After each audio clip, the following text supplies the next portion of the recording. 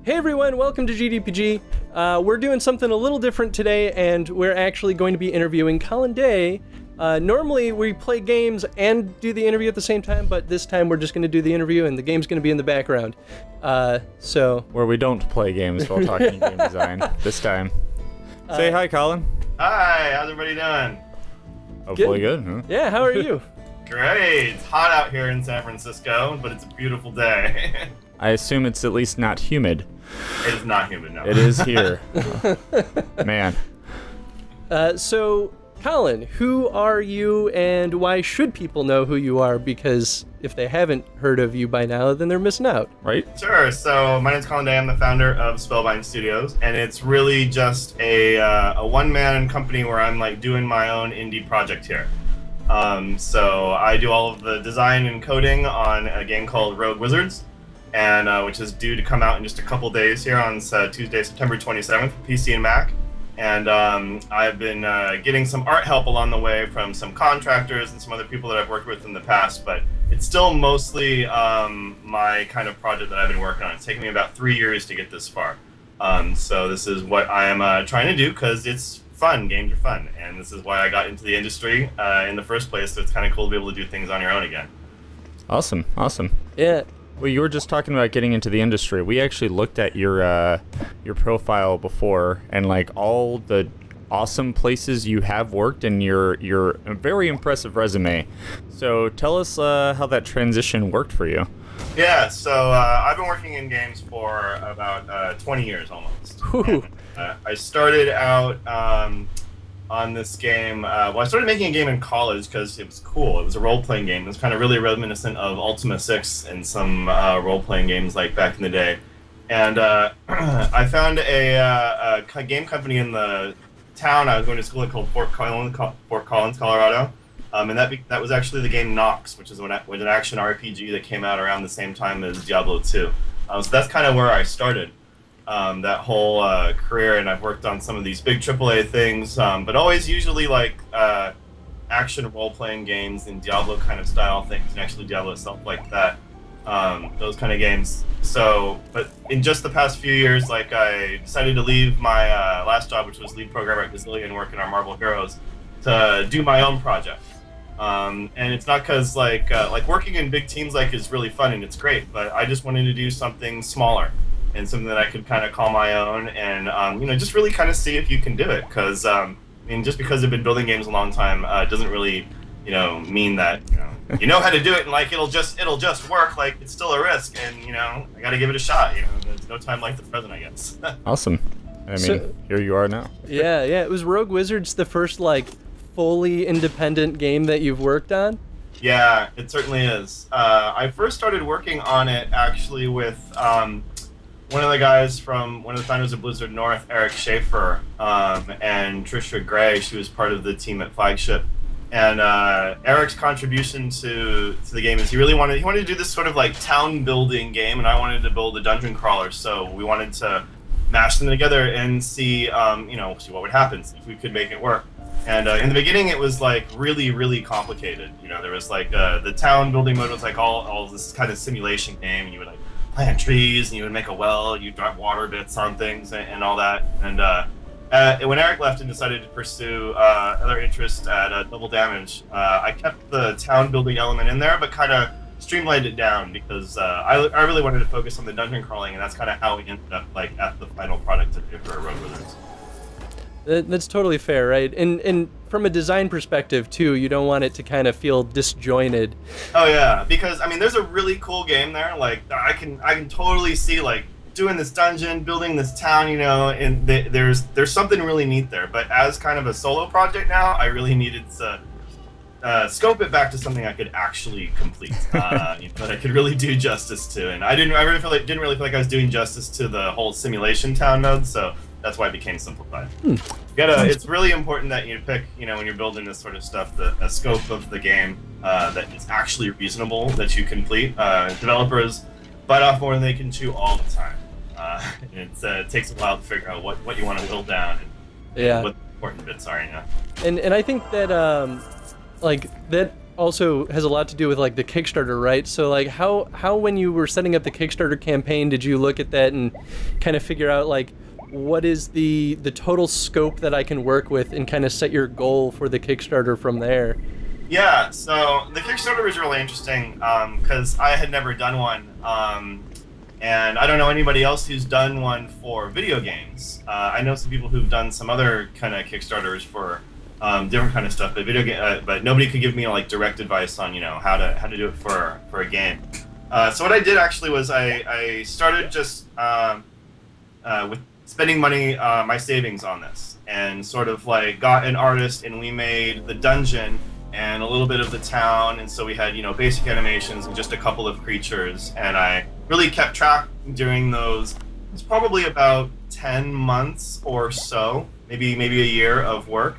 I kept track of like how much I was spending for this contract art and how long that was sort of taking, and then just kind of guessed at, multiplied that out, like, oh, hey, I want about 5 environments or, 30 monsters. Like, how much is that really going to cost me? And that's how I arrived at that number. And it was not an inflated number. It was a totally realistic number. That's what I wanted to do, for the scope of the game that I thought was still compelling. But Kickstarters are really hard because, like, getting visibility within any of the gaming media, like, is just, there are so many of them. Like, the traditional gaming media, like, they don't really care. They are interested in writing about games that are actual things that people can play in Kickstarter games, but are not really games quite yet. So it's tough to get noticed when you do all of that. And I even was advised by some of the PR companies I was talking to, like, I was trying to help get the word out. They're like, well, maybe you should revise your number to be 30,000, because I asked for 70K in the Kickstarter. And I'm like, yeah, that sounds totally more reasonable, but I can't make the game for that. So just have to go for 70 and just see what happens. So, yeah, of course, it worked out, though. But one of the things that I was really, really surprised about was that my own personal network of people that I've met over the years, like family, friends, like coworkers, like they probably just them alone contributed about 30K, which was really significant. So I'm really lucky to have that circle of people around. And then everybody else on the internet, my actual audience, like, made up that different, that pretty. So that was really awesome. Oh, that's a good number, though. Yeah, that is pretty awesome. And it's smart, too, right? Because I feel like a lot of Kickstarter projects, they kind of like, they generate a number and they calculate it maybe based on their living expenses in general for like, 3-4 months period of time. But I feel like not a lot of people actually calculate a full year's worth of actual work experience into the game that they started and then run their Kickstarter. Usually they run the Kickstarter like a month after they conceptualized it. Yeah, I mean, there are lots of ways to do it, and I mean, I don't know what other people are doing. I haven't talked to that, and I don't know what's happening in the space now because it's been a few years, but my numbers were definitely based in reality. I know that a lot of times now, as Kickstarter has matured and there's been more products on there and more games that have gotten funded, I've seen a lot of games that go on there now who like don't go for their entire funding amount, right? Where it's like, now it's more typical, I think, to see people do a Kickstarter to get some publicity and get a little bit of extra funds, maybe so they can do some localization or some aspect of the game, but not necessarily do it all. But that wasn't the track that I took. Like I used it. I was like, I need this to do the game. If the Kickstarter didn't happen, I didn't really have a plan B. I'm not really sure what I would have done. So fortunately, I didn't have to. We'd be sitting here for another 4 years going, remember that game Rogue Wizards was supposed to come out? Yeah, that never happened. Well, like, what happened? I don't know. I really don't know what I would have done. I probably, who knows? So, can you talk at all about, like, I guess, like, the best and worst thing about working on a fully independent game in comparison to, like, working at a AAA studio? Oh, yeah. So, I mean, one of the best things is, of course, like, you get to do your vision, right? Like, whatever it is that you have going on, in your head, like, it's really easy to get that out. There's no team meetings, there's no approvals for any of that, to get anything done. And being a one-man studio guy doing all the coding, like, it is really super fast to get stuff in the game, too, right? Like, I switch tracks, like, all the time. My entire task list is mostly... I had a bunch of stuff written down, but it's kind of mostly in my head. It's like, I'm working on this for today, and then I get bored and I want to switch over to something else. So that was really awesome, and just being able to have that flexibility. But definitely the worst thing is that, being solo is a little too on your own. Like, I think you really want at least one other person there, or two to talk about your ideas with and sort of build upon that. Because like, although there's a lot of great ideas that went into the game, I know it could be so much better, right?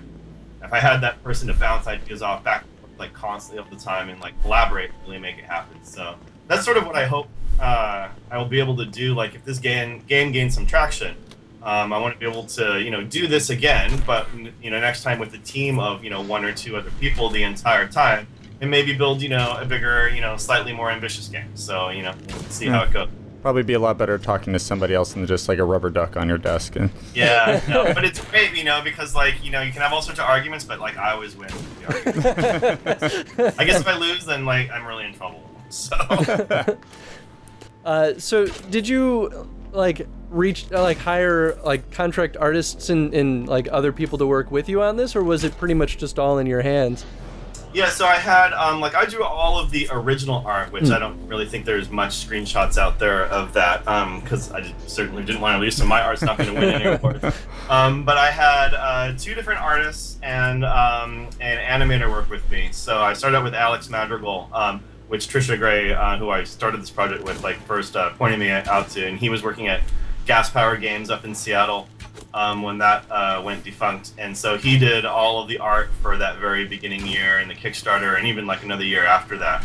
And then I just put the word out. I asked some people that I worked with before at Gazillion, like, hey, I need an animator, give me some referrals, and just kind of followed a chain of just a few people, and landed on Aiden Scott, who did all the animations. And that was really cool because I was using a technology called Spine in order to do all of the it's like the paper doll animation, or it's like bone animation, but in 2D instead of 3D. And he's like, well, I don't really know how to use this software. And I'm like, well, you shouldn't, because it's brand new, but it's fine. You'll learn it, right? He totally picked it up and made just beautiful animations, and was able to go get a job after working for me for a little bit, like doing Spine work for some other company. So that felt pretty cool, Finally, the last artist I have working on stuff is Phil Shank, who I worked with at Blizzard North.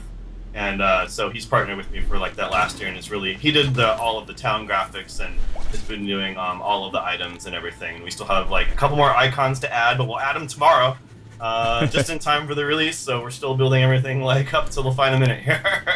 And that's beyond. how it tends to go, right? So then, I guess like what's the pipeline of working with so many different artists all at the same time? Like how do you keep it all together, I guess? Yeah, so before, when I first started with Alex, we were just emailing some stuff back and forth, and it was fine for the amount of assets that we were doing at the time, which is like, hey, we're making the dungeon tiles and the barrels and all that, and I would just put them in my source control that I had locally here, once I got it where the rest of the code and all the assets for the stuff in the game is. But as soon as we introduced Aiden in the project where he was doing animations and stuff, like, that was just too much. So I made a Perforce server. Perforce is free to use for teams under 20, and it sits on my desk here. And then I just opened that up to the internet and started pointing everybody to that. So that's really how it works. I wouldn't dream of doing a project like this without some sort of like source control, like in the cloud, or online, certainly for people to do. But if I would do it again, I would certainly put it in the cloud, which I think Perforce has some stuff now. They just didn't have it at the time. So that's fair. Did you have any issues like keeping people motivated to get work done, since it was all kind of like remote teams, including yourself? Yeah. Well, yes, motivation is hard. So the thing about like being a solo dev working on it and nobody else in the office, right, is we all have our good and bad days when we are want to do more work, and then some days we just kind of want to be lazy. So when it's just me and I'm just having a lazy day, like no other work gets done, which is really too bad. I didn't really think about that when I first started on this venture, but yeah, you definitely do need to be prepared for it. But as far as like the artists and stuff, like they all had their own. I was pretty hands off with them. I kind of think that's the approach to take when you're working with contractors, because like I really want everybody who's building art animations for the game to be creative and have their own expression in the game. So although I was like, I want to make a dungeon environment and I want to make monsters, like I didn't tell Alex like what kind of monsters to draw. I'm like, I need a fire monster, and something that's going to be in the ice realm and the nature realm or whatever. And I didn't give him any, direction on that. He just drew what he wanted. Then when it comes time for Aiden to animate that, I'm like, well, I just need some basic, stuff. I need an attack and a magic animation, but I didn't tell him what those were. He would just go make, some creative stuff. And that worked out really good.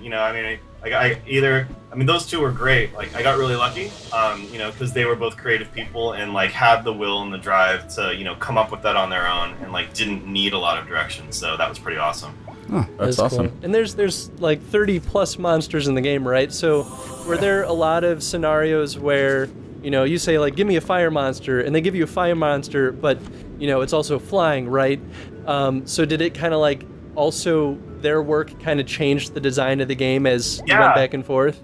Yeah, so my favorite thing that happened, which was when Aiden was animating, I told him that I needed a block animation that I wanted to be able to, if they have a chance when somebody got hit, right? Like what would we do? And he came up with this, like, you bring up the shield really fast kind of thing, like send some of these sort of like battle arena games. And that wasn't really what I was thinking at all, but worked so perfect for that. Like when you got hit, that now it just like totally blocks attacks. And that wasn't what I thought I would do at all. I thought I would have you pull the key or press something so that you could bring it up, or I don't know. His contribution, was in the animation, and just because of the way he did it is how the design played out. Same thing comes with like a lot of the magic animation.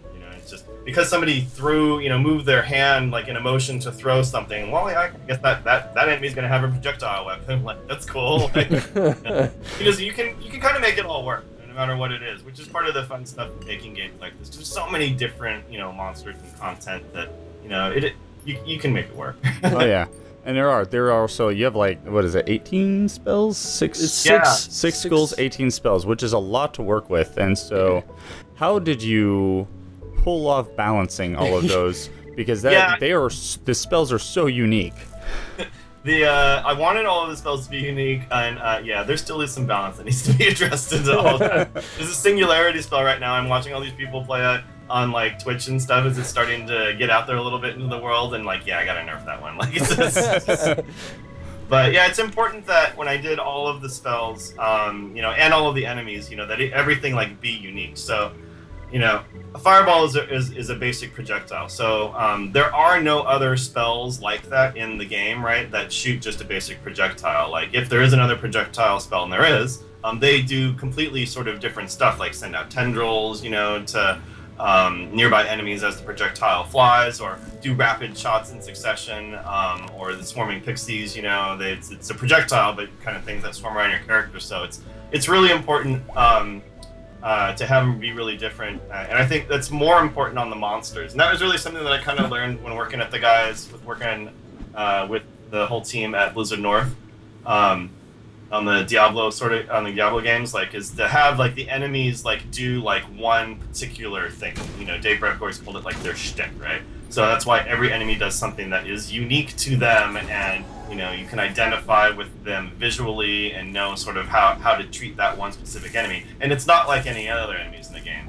And it's a lot of fun to do, but man, after you start making all these things, you really do rack your brain for a while. Like, okay, well, what do I do now to make this enemy different? And from a design perspective, too, it ends up working pretty well, even just limiting those monsters to their shtick, because of the random generation, right? So, like, you throw a certain collection of monsters, and suddenly you have a totally different challenge in front of you that you would have, like, in a different dungeon, right? There was... Sorry, go on, yeah. That was kind of the idea, I think, of roguelikes in general. Mm-hmm. It's sort of like, I just went to the roguelike celebration, actually, in San Francisco. A bunch of people were talking about this last weekend. Like, in a lot of these sort of games, and Rogue Wizards included, like, I want to just make a bunch of procedural content, stuff that you don't really know what you're going to find, a bunch of different monsters, and then you, like, mix those monster groups together. Like, well, I don't really know exactly what that's going to cause to happen. It makes if you make just put a bunch of things in there into the simulation so it works. You get what's like some emergent gameplay that comes out of it, which is the most fun thing, I think. From monsters that shield other monsters. Now there's some interaction, and that just totally changes how you play those guys, when you see them. And I think my favorite example, though, of the emergent gameplay that I came across was I built this lance weapon, and so it gives you extra attacks when you move forward. Like every time you move forward, it'll do a stab forward for you free. It doesn't cost a turn. And then I built this ice creature which makes ice slicks on the floor, and it slides your character. So like just because of the way the code worked, like as the character slides on the floor, and he's holding a spear or a lance, like you slide next to an enemy, like it just auto attacked that enemy just because that's how it worked. And it totally surprised me, and that's what I want, right? That's the emergent game. That's not something that I designed or planned to do. You just put a bunch of cool stuff in there and, mix it up in a big pot and hope it all interacts together and see what kind of story you can create. Yeah, and that's an interesting design challenge too, right? Because you've got the spells, you've got the weapons, you've got the monsters, you've got the dungeons and their layouts. Like, how do you make sure they all work, right? Is it just like a ton of playtesting until you're brain dead, or? Pretty much. There's no shortcut, and when you have a game that procedurally generates stuff, you don't know what the level is going to be like. You don't really know what the items, what all the interactions are, and you can't exhaustively test all of those combinations and stuff. So the best you can do is like take subsamples and try to do as much stuff as you can. And just build it defensively so that you make sure you don't crash things and stuff like along the way, which is challenging. So yeah, that's been a challenge. I mean, even on all the other games that I've worked on, that have been, a lot of them have had all of this like procedural generation and randomized items like Yellow and Hellgate and all these kind of things. Like, you just can't enumerate all that space. It just takes time. Also, one thing I found really awesome, actually, that I haven't really seen, or me personally haven't seen in other roguelikes, is that you had those AI partners and pets along with you that also have their own actions fighting toward. Did that pose any additional challenges, and how did you come up with that? That system evolved quite a bit. It used to have these NPCs that you would find, and they had a whole set of equipment just like you did. So you would give them their swords and their shields and their whole other kind of armor. But it felt like it was just such minutia, like management, like on these, just even one of these things. Like I put 2 in the party. I was like, oh no, this game is not really what I want. It was like taking the fun out of like dungeon crawling and exploring and do all that sort of stuff. So I made them really, really autonomous. And all you can do is when you drink a potion, it heals both of you, and that's the extent of your interaction. Yeah. I get some people requesting that they would like to be able to set a stance or something like, hey, do ranged or whatever, and I could consider that, but I also really like the simplicity of, just not having to deal with it. It does change it up a little bit, because it does make it feel like they are individual. Sometimes you're like, come on, buddy, just pull out your bow. And he looks at you and he's like, why don't you give me any of the good equipment? You're like, come on. But I like that too, right? Because like it doesn't feel like you're babysitting them because of that. Yeah, absolutely. So if they die, well, that's their fault. That's right. Stupid AIs. They're like, I didn't get hit. Why did I have to use a potion for you? And it still works out, right? Because even if they die, they're still soaking up damage that you could have been taking, so it doesn't feel bad for the player. Yeah, the NPCs, like, they're really great meat shields, Super good. Great distractions. They keep the enemies off you. The pets are the same way. And those are a recent addition, that I always planned to put in there, but just actually getting them in these past couple weeks has been really neat, because they're like the cute versions of the NPCs, right? That like do more interesting stuff. Absolutely. Absolutely. That's fair. So, I think we should talk about the narrative of the game. Yeah. I guess what is the narrative from your words, and I guess how did you come about making it? Yeah, so the narrative, like, I'm a game player who likes gamey kind of games. So although I enjoy having a narrative, like, I didn't really want there to be this really epically long, complicated story with lots of words, because as a gamer, like, I would just skip over all of that stuff, like, in games. And there are games that are not like that, that are, BioForge makes some great stuff where it's super epic and there's these really cool detailed things, but that's just not this game. So I'm not good at it, so I didn't build it. So the narrative for this, excuse me, is sort of based in inequality. So there's like these the land of Rilfenor, and there's the Wizard Council, and there's the Elam and the Banlet, and there are these 2 classes of people in the world. And so like half of them are allowed to use magic and half of them are not. And the Wizard Guild prevents women from using magic.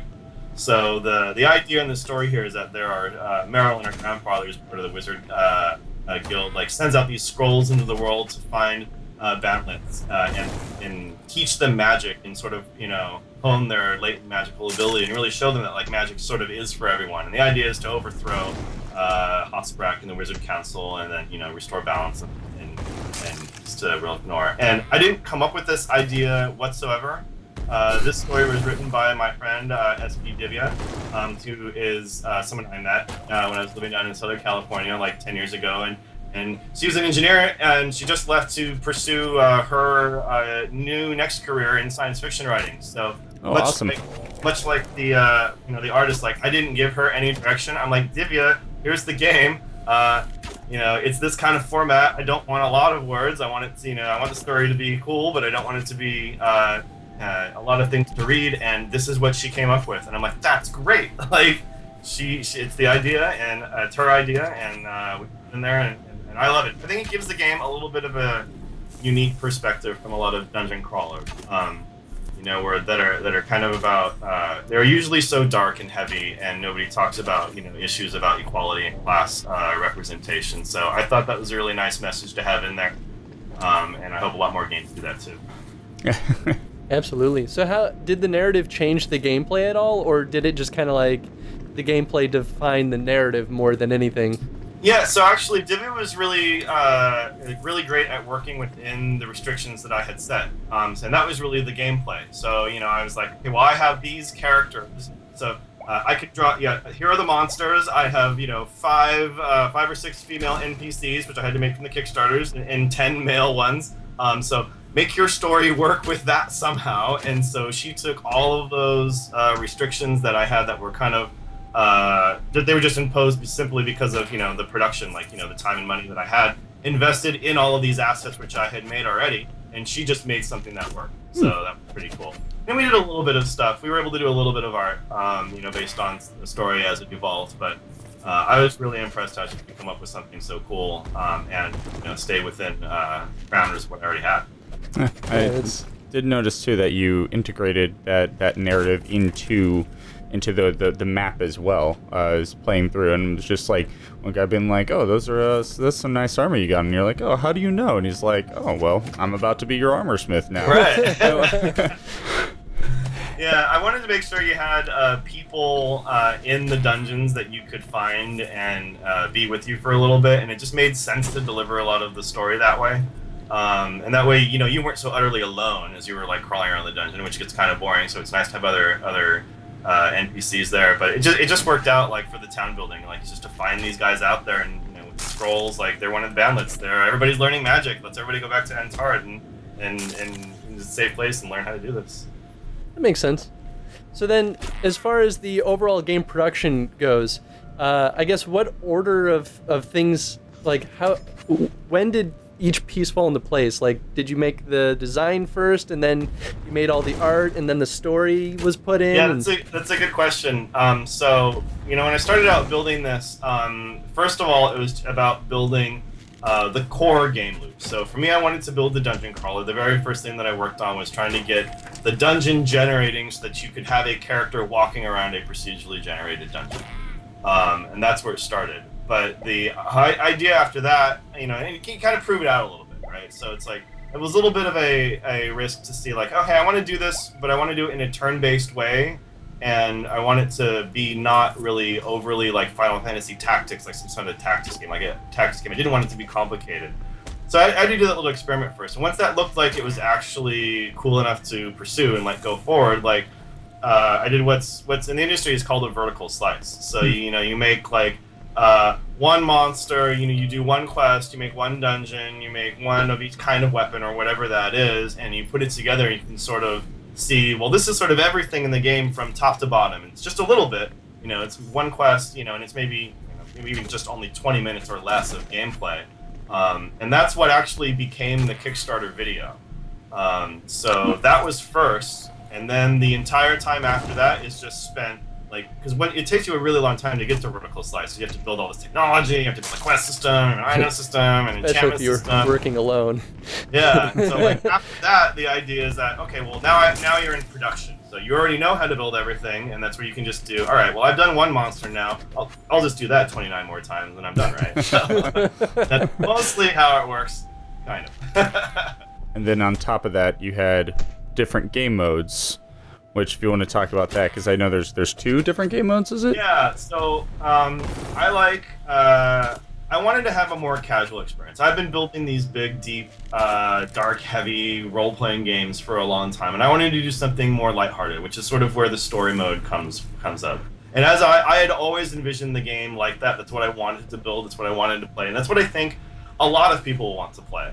But I also know that there is a lot of hardcore gamers out there who want to have a roguelike, hardcore mode where they die and it's permadeath, and it's not a real game if it's not like that. So I wanted to be sensitive to those people too and give them something to play.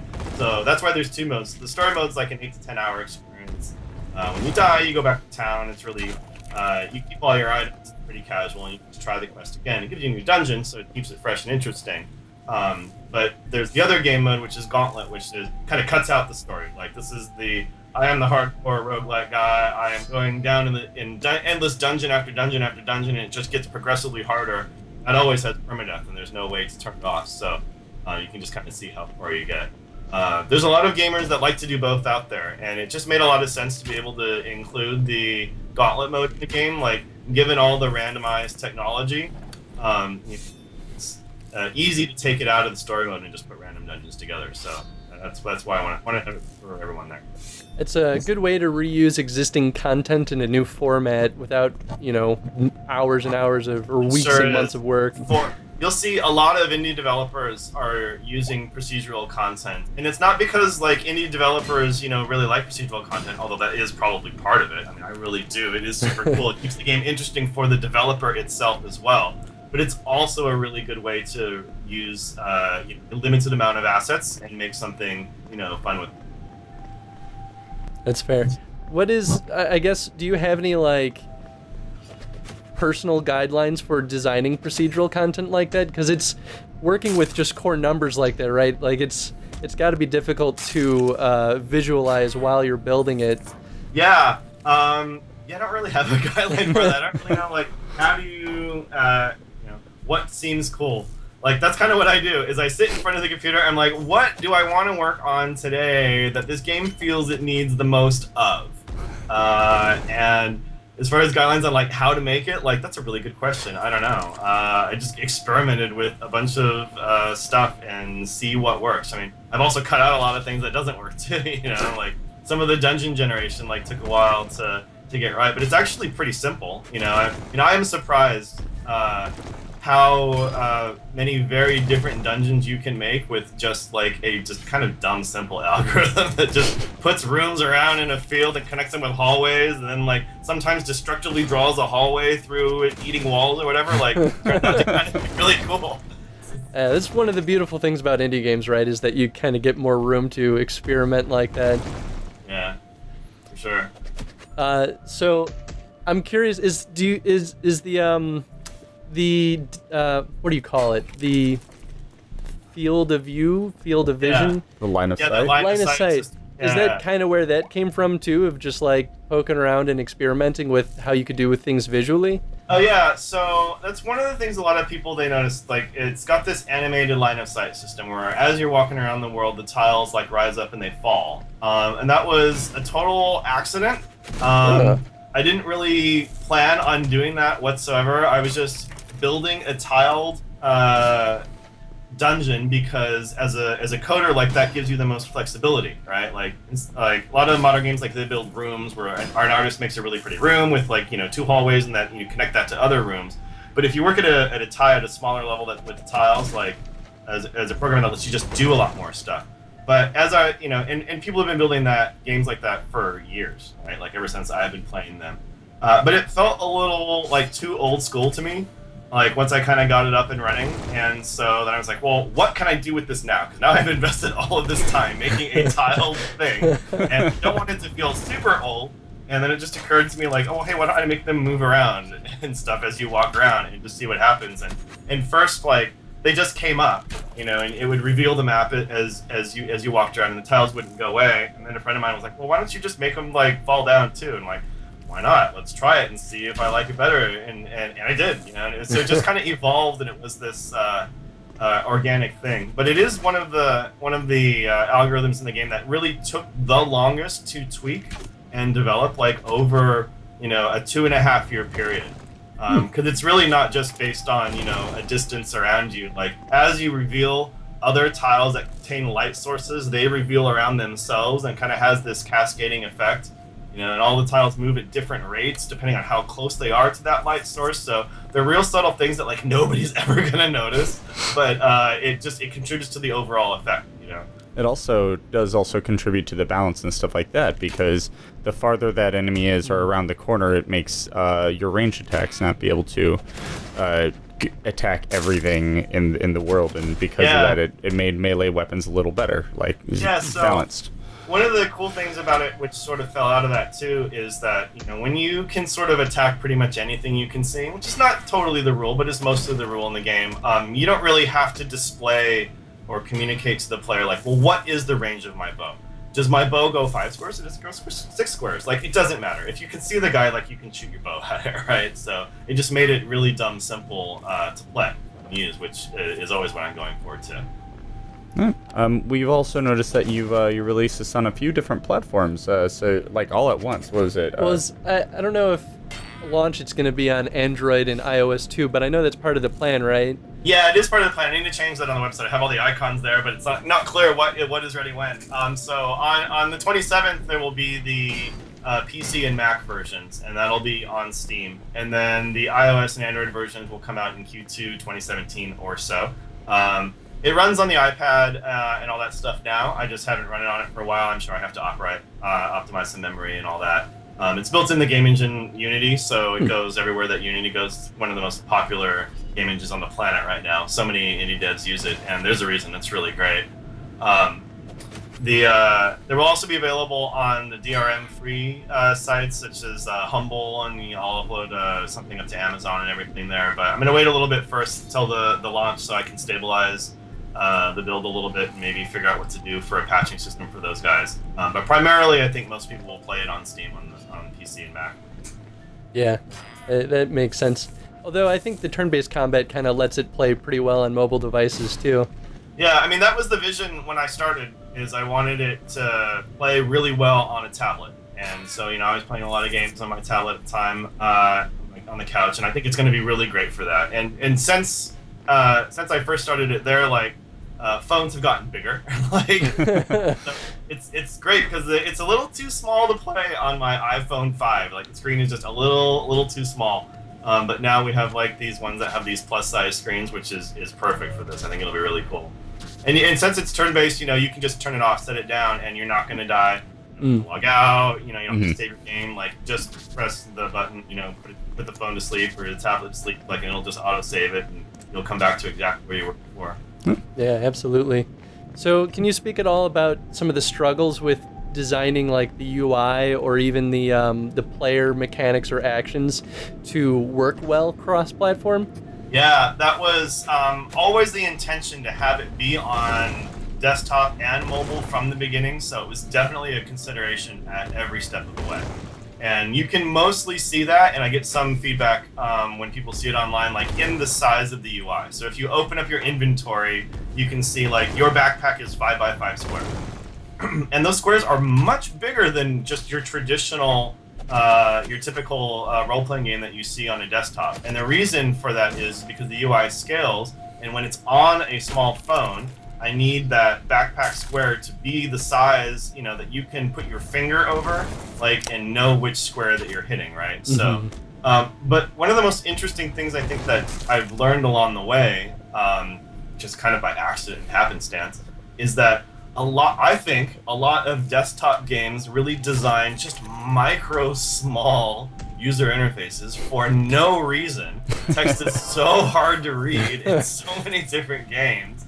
It is not hard to read in this one, but it does give it a little bit of that mobile feel, which is one thing that I don't like about it. Some people look at it and they're like, it's like a mobile game. And well, yeah, it is going to be on mobile, but it's not like a mobile game like you're thinking. So, there's a little bit of stigma to overcome there, and hopefully we can get over that hump. We'll see. Yeah. Hopefully releasing on PC and Mac first will help negate some of that, because you can be like, well, it was PC and Mac first. Right. Yeah, I mean, you would be amazed like how many players they're really concerned. Like, well, what is it coming out for first? Is this just going to be an afterthought of some mobile game? Like, no, it's going to be here first. It's going to be good. There's mouse support. You can control. Can do your configuration settings. Use the keyboard. Like, it is.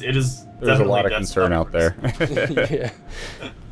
All right, speaking of things to come, and I know that the game is just released, but any possible additional content coming out that the viewers might be excited for? Yeah, so what I would like to do is I want to put this first version out and just kind of see if that gains any traction. And that's really going to dictate like what I do next.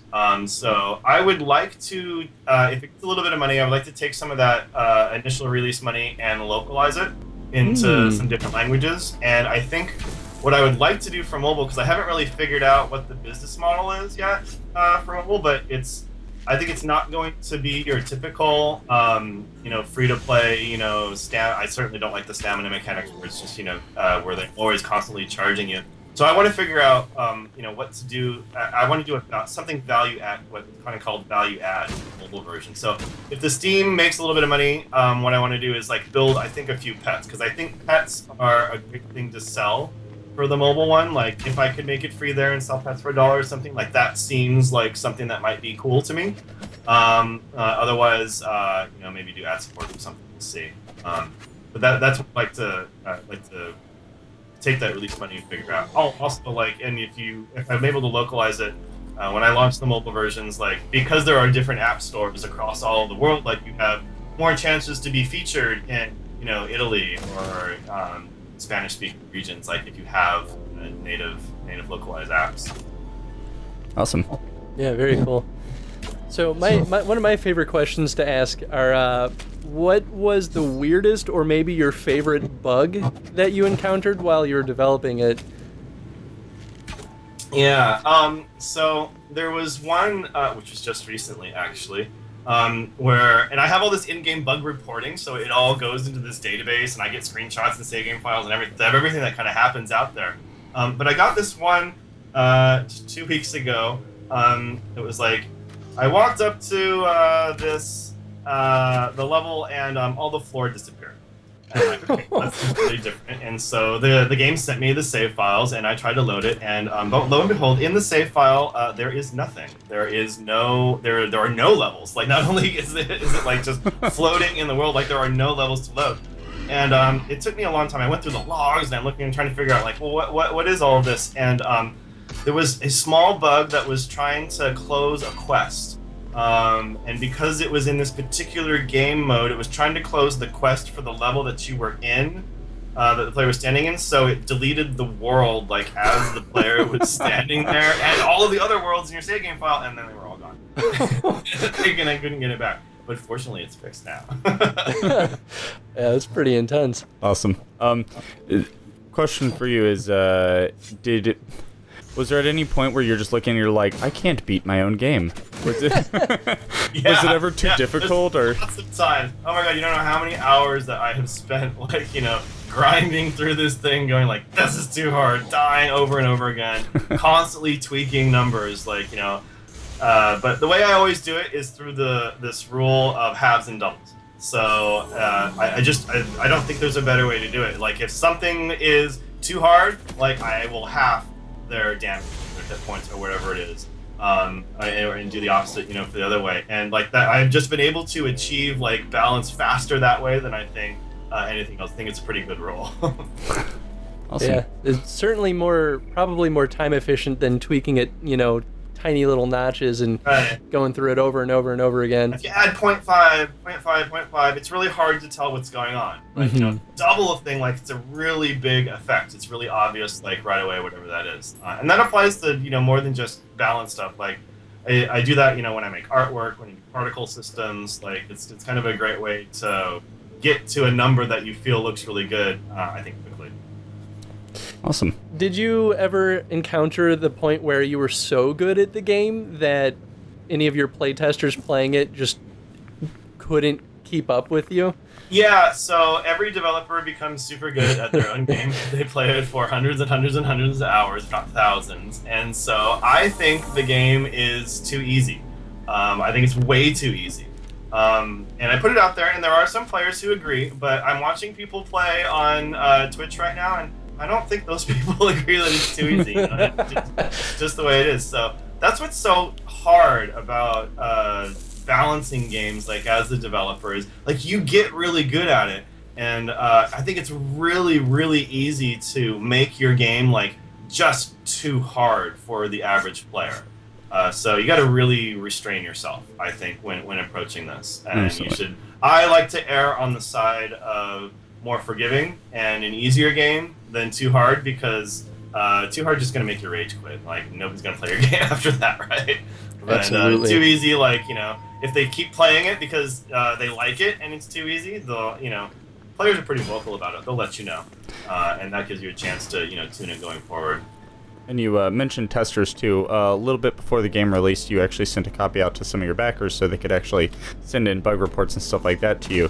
Was that particularly helpful? Yeah. Oh my God. Absolutely.